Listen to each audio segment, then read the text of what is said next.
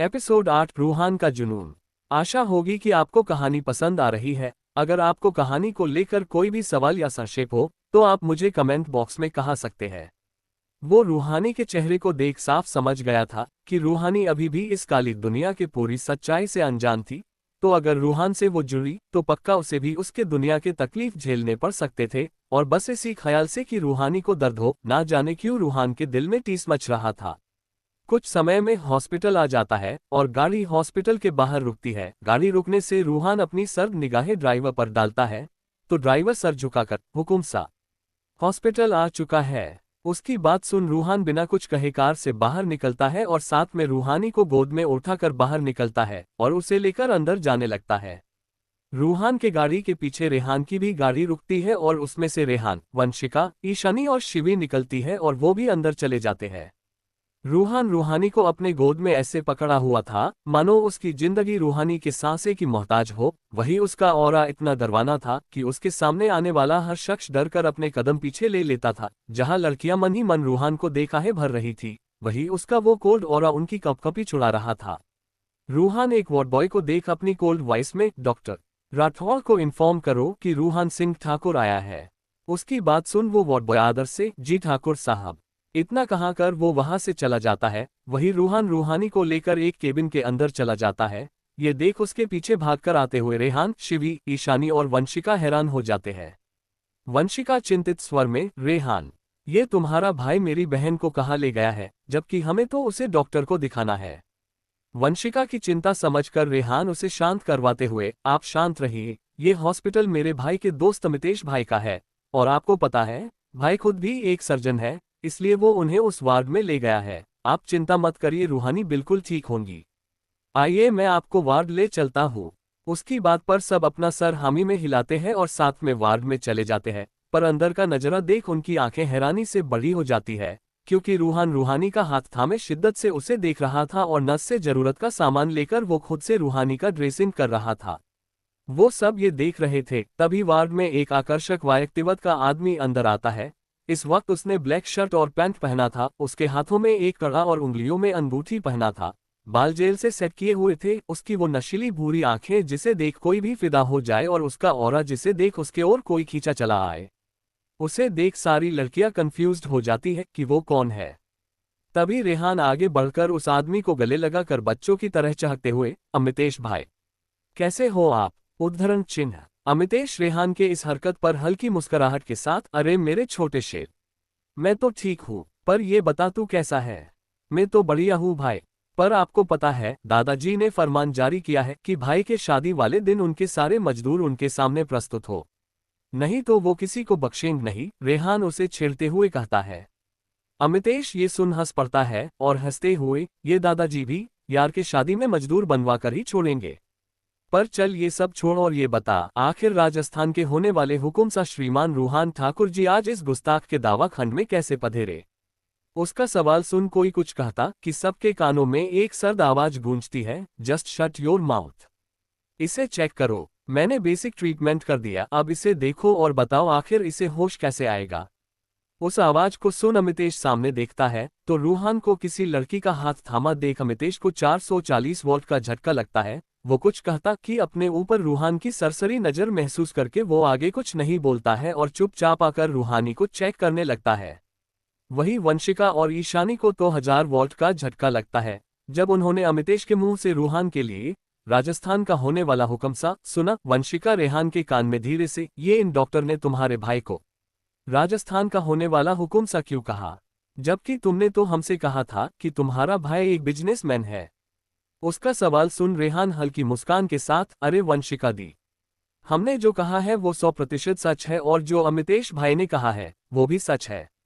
मेरे भाई सा राजस्थान के होने वाले नए हुकुम रूहान ठाकुर है। मेरे पिता का नाम शिव ठाकुर है, जो इस समय राजस्थान पर हुकुम कर रहे हैं।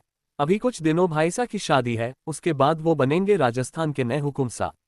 ये सुनकर तो दोनों की आंखें फटी की फटी रह जाती है, क्योंकि दोनों ने राजस्थान के नए हुक्म के बारे में बहुत सुना था। उन्होंने अखबार टीवी आदि में देखा था को रूहान कितना बेदर्द है, वो जितना नयशील है उतना ही बुरे लोगों के लिए काल है। टीवी और अखबार में रूहान की इतनी बखान सुन ली थी कि अब उनके माथे पर पसीना आने लगा था। उन्हें समझ नहीं आ रहा था वो कैसे बात करे रूहान से। उन्हें अब डर लगा रहा था कहीं वो कुछ ऐसा कहा दे जो रूहान को पसंद ना आए और वो उनको कहीं बड़ी सजा ना दे दे। वो अभी ये सब सोच ही रहे थे कि उनके कानों में रूहान की कठोर आवाज पड़ती है, मानते हैं मिजाज से हम कठोर हैं, पर इसका ये मतलब नहीं है कि हम बुरे हैं।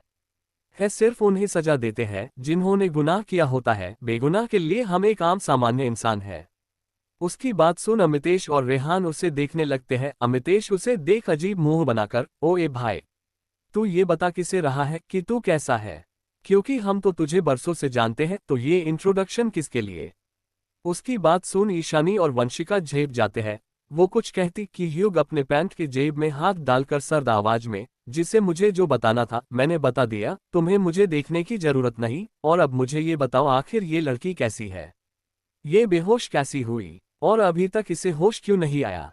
रूहान के मुंह से इतने शब्द सुनकर अमितेश हैरानी से, ओ भाई, ये तू ही है ना, जो आदमी दो टुके से ज्यादा कुछ बोलता नहीं था, वो आज इतने सवाल कर रहा है। उसकी इस बात पर रूहान घूरकर अमितेश को देखता है, जिससे वो हड़बड़ा जाता है और अपनी बत्तीस दिखाते हुए, सॉरी सॉरी, और हाँ, ये लड़की ठीक है, बस इसने कोई ऐसी चीज देख ली है जिससे इसके मन में डर पैदा हुआ है, और उसके बाद जब डर ज्यादा बढ़ा तो इसके माइंड ने इसे उस डर से बचाने के लिए ट्रिगर किया, जिससे ये अनकॉन्शियस हो गई। अमितेश की बात सुन सब उसे अजीब नजरों से देखने लगे। रेहान मुंह बनाकर, ओ मेरे ज्येष्ठ भ्राताश्री, तनिक शुद्ध और सरल भाषा में समझाएंगे कि आखिर इन्हें क्या हुआ है। उसकी बात सुन अमितेश वरदान देने वाले पोजीशन में आकर, तथास्तु पुत्र, हमारा अर्थ है कि ये बालिका बस डर के कारण बेहोश हो गई है। उसकी बात सुन वंशिका मुंह बनाकर, तो डॉक्टर साहब, आप ये चीज आसानी से भी बोल सकते थे ना, इतना लंबा खींचने की क्या जरूरत थी। अमितेश वंशिका की आवाज सुनकर उसे देखता है। वंशिका इस वक्त बहुत क्यूट लग रही थी। उसने इस वक्त सिर्फ क्रॉप टॉप, लेदर जैकेट और पैंट पहना था। आंखों में सुरमा, मेकअप के नाम पर लिप बाम, बाल भी बिखरे थे, पर तब भी वो प्यारी लग रही थी। अमितेश उसे देख रेहान से पूछता है, वो शी। रेहान शांत स्वर में, भाई ये इनकी बहन है वंशिका, और इनका, वो रूहानी की ओर इशारा करके, नाम है रूहानी। ये वंशिका दी की छोटी बहन है। उसकी बात सुन अमितेश ओ करते हुए वंशिका को देखता है और हल्की मुस्कान के साथ, वेल चिंता मत कीजिए, आपकी बहन ठीक है, और रही बात इतना लंबा खींचने की, तो मैं बस मेरे दोस्त को टीज कर रहा था, अगर आपको तकलीफ हुई हो तो सॉरी। उसकी बात सुन वंशिका अपना सर ना में हिलाते हुए, जी ऐसा नहीं है, सॉरी, वो मैंने आपको ऐसे बीच में टोका। अमितेश शांत स्वर में, सॉरी की कोई जरूरत नहीं है, पर आप बहुत प्यारी है। ये सुन वंशिका के गाल शर्म से लाल हो जाते हैं। वही रेहान अमितेश को छेड़ते हुए, भाई, कहीं आपको लव एट फर्स्ट साइट तो नहीं हो गया है, तुझे देखा तो ये जाना सनम, प्यार होता है दीवाना सनम। उसकी बात सुन अमितेश उसके सर पर टपली मारते हुए, पागल, फालतू बात मत कर, और मैंने ऐसे ही बोल दिया है। रेहान मुंह बना लेता है और कुछ कहता कि रूहान दोनों पर गरजते हुए, जस्ट शट योर माउथ। उसकी इतनी डरवानी आवाज सुनकर दोनों चुप हो जाते हैं। वही रूहान गुस्से में, अगर अब दोनों में से किसी ने भी कोई बकवास की तो मैं पक्का दोनों को जॉर्ज के पास अफ्रीका भेज दूंगा। उसकी बात सुन दोनों आज्ञाकारी बच्चे की तरह अपना सर ना में हिलाते हुए, नहीं नहीं, हमसे भूल हो गई, हमको माफी दे दियो। अब रूहान गुस्से में कुछ कहता कि दोनों तीनों लड़कियों का हाथ पकड़कर वहां से बाहर चले जाते हैं। ये देख रूहान अपना सर हिलाते हुए, इनका कुछ नहीं हो सकता। फिर वो शांति से रूहानी के पास बैठ जाता है और जुनून से उसका चेहरा निहारते हुए, रूहानी, रूहान की रूहानी, कमाल की बात है ना, तुम्हारा नाम भी मुझसे मिलता है। उसके गोल मटोल चेहरे को सहलाते हुए, रूहानी जैसा नाम, वैसी ही लगती हो तुम, एकदम पाक, खास, पवित्र और देवियत। पर कोशिश करो मेरी चिंदिनी की, कहीं मेरा जुनून नस बन जाओ। अगर ऐसा हुआ मेरी जान, तो सच कह रहा हूं, तुम्हें इस पूरी दुनिया से छिपा लूंगा। ये सब कहते हुए उसकी आंखों में एक गजब का कशिश था रूहानी के लिए। दोस्तों, स्टोरी में देखते हैं आखिर कैसे हमारे ठाकुर साहब अपनी चांदनी को पाएंगे और कैसे अपनी नया चलाएंगे। सहगल विला में शाम का समय था। पूरे घर रोशनी में जगमगा रहा था। इस वक्त निर्मला जी और रितेश जी हॉल में बैठकर सबका इंतजार कर रहे थे। हॉल में निर्मला जी बेचैनी से इधर उधर टहल रही थी, वही रितेश जी आराम से बैठे चाय पी रहे थे। वो उनको इतना परेशान देख शांत स्वर में, अरे भाग्यवान, आपको क्या हुआ है, आप इतना बेचैनी से क्यों इधर उधर टहल रही है। निर्मला जी कमर पर हाथ रखकर हल्के गुस्से में, तो अब आप बताइए कि हम क्या करें। क्या आपको डर नहीं लग रहा है कि घर की 4 जवान लड़कियां अभी तक आई नहीं है और हम यहाँ ऐसे बैठे हैं? उनकी बात सुन रितेश जी शांत स्वर में, अरे भाग्यवान। बेचैनी तब होती कि मेरी बेटियां कहाँ पर है, पर ऐसा नहीं है। वंशिका का कुछ देर पहले फोन आया था, उसने कहा है कि शिवी मिल गई है पर उसे हल्की चोट लगी है तो वो लोग हॉस्पिटल गए हैं। मैंने तो वंशी से कहा भी था क्या मैं हॉस्पिटल आ जाऊं, पर उसने ही मना कर दिया। और आप तो जानती है कि हमारी बेटियां कितनी होशियार है, तो हमें बेफालतू में किसी चीज की चिंता करने की जरूरत नहीं है। उनकी बात सुनकर निर्मला जी चिंतित स्वर में, जी क्या आपको हमारी बेटियों के भविष्य की चिंता नहीं होती? देखिए ना, एक तरफ हमारी बेटी है और फिर ईशानी और शिवी भी हैं। कैसे संभलेंगे हम उन्हें? ऊपर से शिवी की जो हालत है उसके लिए कैसे एक अच्छा लड़का ढूंढेंगे? माना मैंने ईशानी और शिवी को जन्म नहीं दिया है, पर प्यार उन्हें वंशी और रूहू के मुताबिक ही करती हूँ। उनकी बात सुन रितेश जी शांत स्वर में, आपको बात बताए निर्मला जी, चिंता हमें भी होती है। अभी भी हमारा मन कहा रहा है कि कुछ ही पलों में हम अपनी बेटियों के पास पहुंच जाए। पर आप ही सोचिए निर्मला जी, इससे क्या होगा? क्या हम उनके दर्द के सहभागी बनेंगे? नहीं निर्मला जी नहीं। अभी वो जब इधर आएंगी हमें तब उन्हें संभलना है, उन्हें देखना है और बाकी इच्छा भगवान पर छोड़ दीजिए। पक्का उन्होंने हमारी बेटियों के लिए राजा सा लड़का ढूंढकर रखा होगा। उनकी बात सुन निर्मला जी हंस पड़ती है। ऐसे ही दोनों बातें कर रहे थे तभी घर का बेल बजता है, जिसकी आवाज सुन निर्मला जी उठते हुए, लगता आ गई आपकी प्रिंसेस। आप बैठिए, हम देख कर आते हैं। उनकी बात पर रितेश जी अपने पल के झपका देते हैं और निर्मला जी जाकर दरवाजा खोलती है। पर जब वो दरवाजा खोलकर सामने देखती है तो उनकी आंखें हैरानी से बड़ी हो जाती है और एकाएक उनके मुंह से निकल जाता है, आप।